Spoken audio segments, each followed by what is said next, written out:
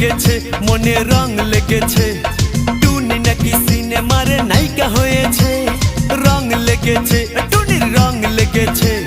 টুনি নাকি সিনেমার নায়িকা হয়েছে সেই ছবিতে নায়ক নাকি থাকবে সাকিব খান ছবিটার নাম নাকি তুমি আমার জান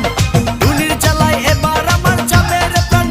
প্রাণ রং লেগেছে মনে রং লেগেছে টুনি নাকি সিনেমার নায়িকা হয়েছে